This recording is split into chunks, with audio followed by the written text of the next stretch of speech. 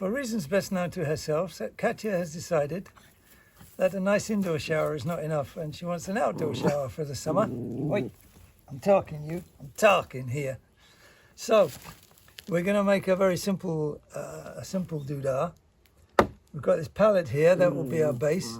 I'm just going to make 4 uprights of eucalyptus and a frame around the top and brace them, and then we're going to wrap some shade netting around to give a little bit of privacy for one's parts while they're washed. And then we'll be able to have a shower directly out of the hose pipe.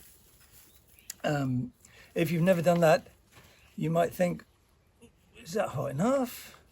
Actually, if the hose pipe's been in the sun for a few hours, it can be really scalding hot, too hot. You have to do it earlier morning or later in the afternoon, once it's been in the shade for a while. It's actually a really nice way to shower, and it saves on gas. So, I suppose I better get on with it. So this would be the shower. This is me showering. And yeah, just shade netting around. All good.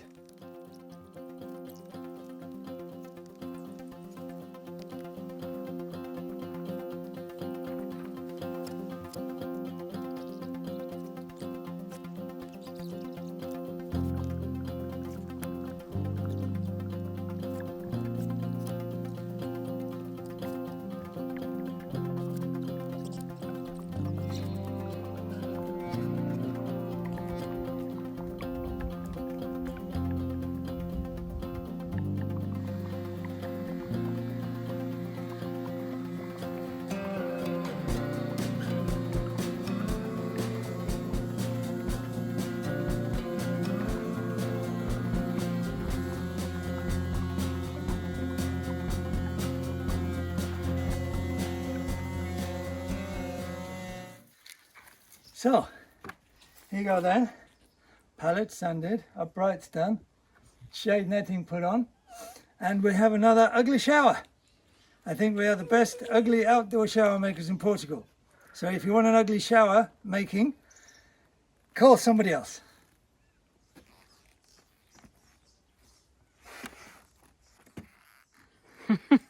Prost, Robin.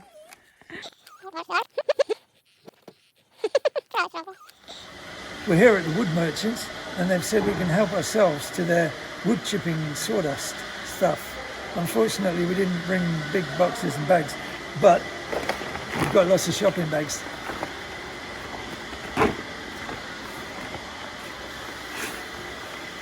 We use this stuff for the compost toilet. Very good for poo. You can of course buy this stuff.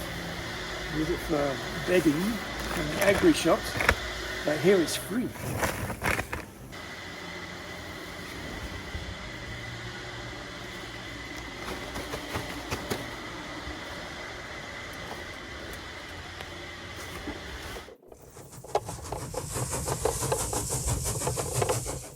So, I have built a box. It's going to be our new toilet box. I haven't cut the hole in it for the seat yet. I've got to take the seat out of the old one. Just a bit of OSB with some locators here so it sits in nicely. Kind of like that. These handles were actually gifted to us a few years ago by someone who stayed here with us for a little while. She was clearing out her camper and came across these handles and a couple of shelf supports.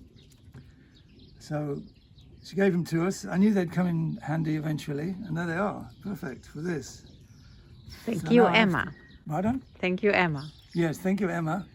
So now I have to get the old poo box out and get the seat off it, which I glued on, so it's not going to be easy. Cut a hole in here. And then actually the idea of making this new one is so it's completely fly-proof. The old one is almost fly-proof, but not quite. So we're still getting a few flies in there. So this should seal it completely by the time we've sealed it to the floor as well.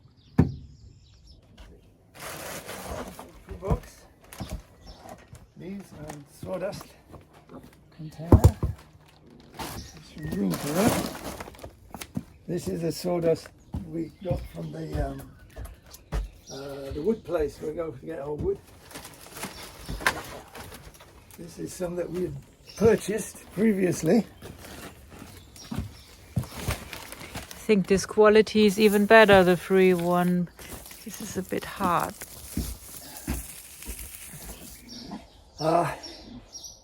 So yes, you might be thinking this is a bit medieval, but actually it's just the simplest form of compost toilet. You can have something a lot more complicated and fixed, where you actually have a big compartment down in the ground and you do your business into that for 6 months or a year, whatever, and then you have a second compartment next to it. So then you move over and do it in the second compartment. Meanwhile, the first compartment is composting, then you clear it out and then you move back. So you alternate between two big compartments, but that means having quite a big affair with two big holes in the ground. So rather than do all that, we're doing it the very simple way. We literally have a big bucket in here. And we just have to clear it out every 2-3 days, take it to our compost area, which is well away from the house, obviously, and the compost makes itself there. So this method is much simpler to start, to build. It just requires a little bit more hands-on work, hands-on with big blue rubber gloves, obviously. And here I made this sliding door here to make it easy to get the bucket out. We won't be using this in the future. We'll be using the new box with the lid. We'll actually take off. Is it a top loader? A top loader as opposed to a front loader or a back loader as this is. So for now we just have to take out the poo box. I'm not filming that. Smelly vision. It's all right. I mean, you can't see poo. It doesn't smell. Well, maybe for a few minutes it smells, but once it dries, it doesn't smell at all. And there you go. You know, so it's not as terrible as you might think. So now we'll get the old box out.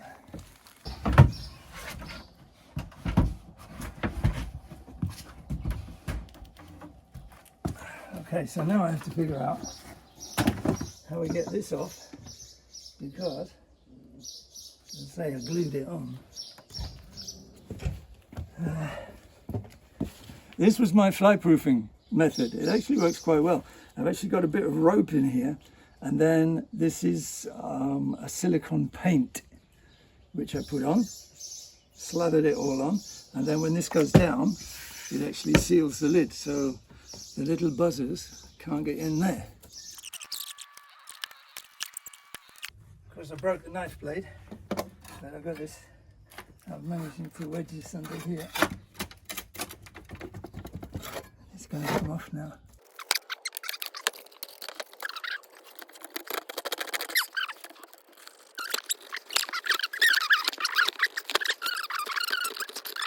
So, this is going to sit. Should we measure it? The dotted line, cut along the dotted line, as they say. Cut along the dotted line. A couple of people have said that they remind me of Spike Milligan. I have no idea why. No idea why. No idea why. Anyway, what about the weather? You may have noticed it's kind of grey. That's because we've been having an unseasonal stretch of grey, cool and rainy weather. It's actually historically not unusual to have rain in May, but for the last few years we haven't had. It's by this time we've been sweating a lot, but we've had for about a week, and it's maybe going on for another couple of weeks, a period of instability, cloudiness, rain, which is weird if you're coming on holiday looking for sunshine. However, for us, looking at the farmland, looking at the reservoirs, looking at the vegetable garden, etc., is absolutely top hole. What? It's excellent.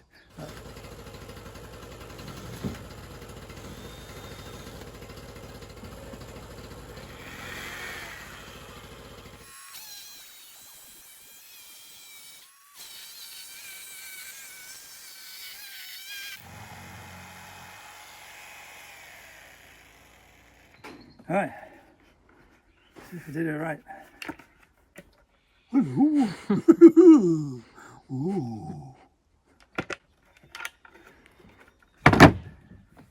There we go. Poopy hole.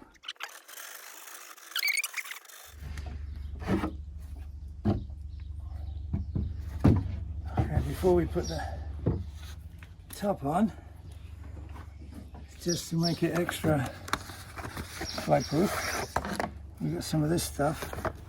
I'm just gonna already put one little bit on just to make sure it's stuck, and it does stick on this. It doesn't stick on this end of the wood, but it sticks on this.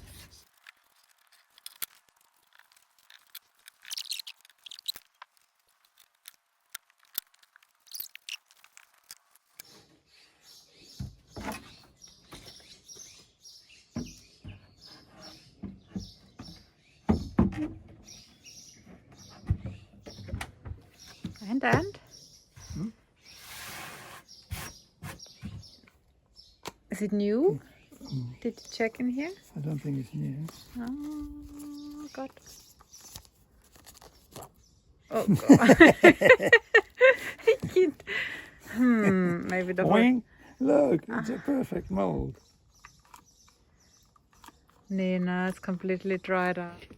So we have this. Cola e Veda.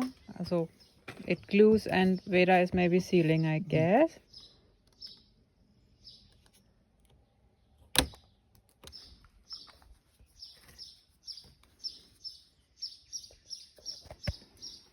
Okay. Oh. That's the invisible gun there. What an idiot.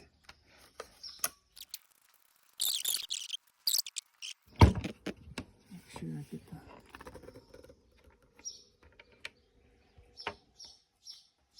Does that look straight with the back? Yeah, close it and then we can see it better. No, you have to move it a bit. Close the lid, more in this direction. Right, the front. Yeah. That looks good. Okay. So we just put this down and it was wobbling, and look at this, look what I did. I left this support button standing proud of the edge. How did I do that? You call this proud of the edge? Stands proud of the edge, yes.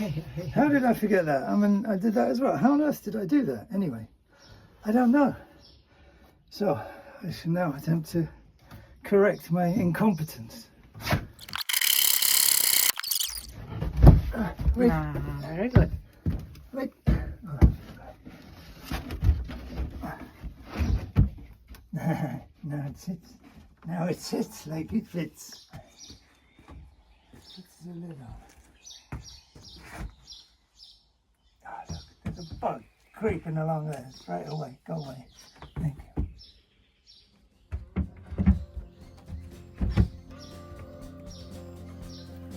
Did you check that the bucket actually fits in? Yes, I did.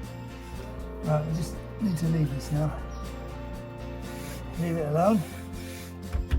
Sit in place. Looks really nice. Sit next to it. Smile again. Perfect. Speaking of poo, we are not the only ones dealing with it. This little fellow we spotted on the farm has its own eco-friendly system to dispose of it.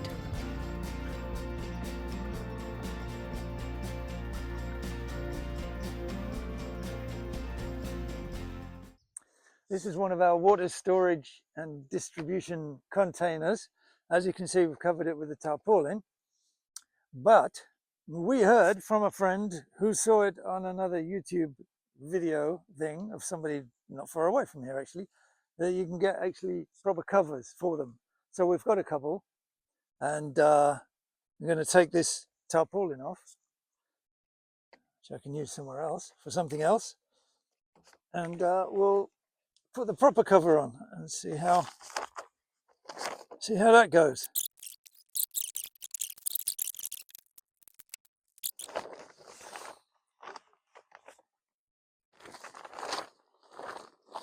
Oh goodness me, a lot of wire. Blimey, I didn't want this to come off, as you can see.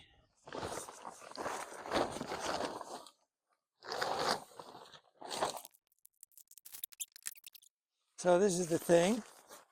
It's just a big square with a hole in the top.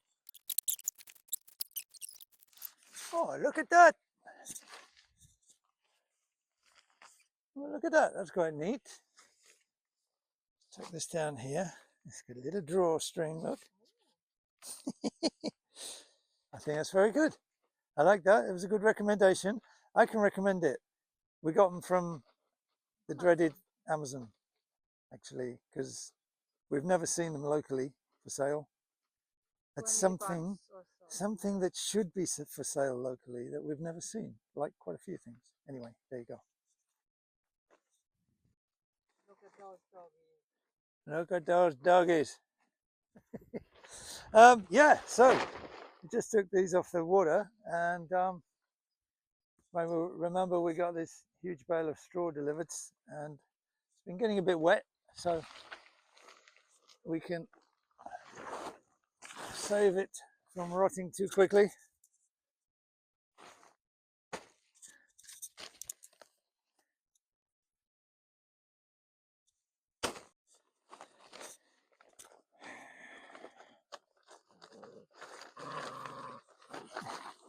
Anything is worth fighting.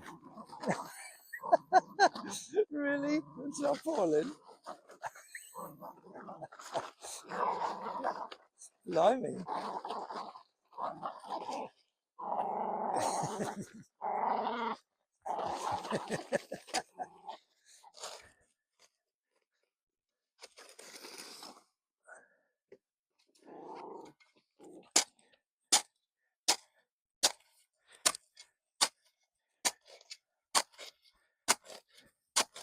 You may wonder why I'm digging a hole.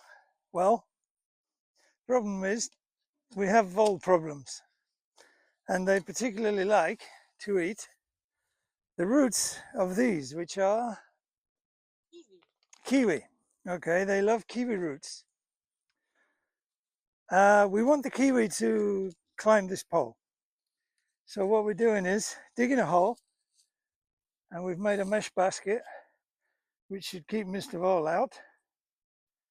We're going to put that in there, put the kiwi in, and hopefully it will be safe. And we've got these boxes, well, not boxes, frames that are made from some scrap wood,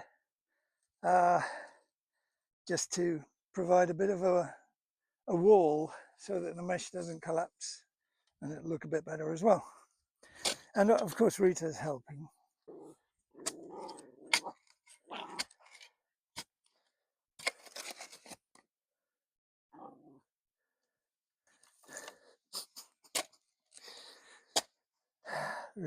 Rita. Let's try. Okay. Get this over the mesh. Harry's checking. It's a good thing we've got the dogs to check that we're doing it correctly. Yeah, something like that.